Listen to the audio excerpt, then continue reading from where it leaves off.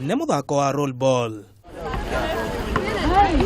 Muthako ũyũ ũrakũra na njĩra nene gũkũ bũrũri-inĩ kuma rĩrĩa wambĩrĩirio mwaka wa 2010. Roll ball is a very interesting game that was started in Kenya since 2010 and that it has been growing as days go by. Arĩta njĩra ya gũkũria mũthako ũyũ bũrũri-inĩ, kĩama kĩrĩa kĩramataga mũthako ũyũ bũrũri-inĩ nĩkĩo Kenya Roll Ball Federation, nĩkĩambĩtie mĩbango ngũrani nĩguo gũtwara mũthako ũyũ o nginyagia icagi-inĩ. I'm very happy with the developments we are making with the ministry. All things will be okay.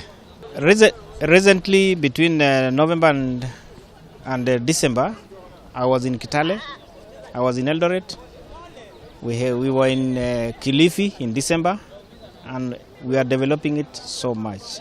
Kũringana na athaki, mũthako ũyũ nĩ ũrĩ ũhũthũ waguo, o timu ĩgĩkuruhania athaki 7.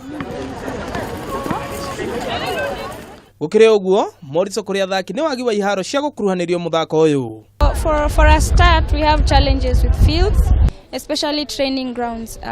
Sometimes, like as you see right now, we are under the sun, so much heat here. But we would like for the government to look into the issue of offering us the indoor arena so that the game is smooth, because we're playing on a rough ground and it is supposed to be an indoor game. Kũringana na athaki, nĩ ũmwe wa mũthako ũrĩa ũragucĩrĩria andũ aingĩ na njĩra nene. There is no changing rooms, no water taps, there is nothing. We just train here under this coaching sun, but especially the federation, we just need support from well wishers, because we've been playing so many tournaments. We've had guys from even individuals from the federation sponsoring tournaments. Has won on some occasions. In 2015, the ladies won the World Cup.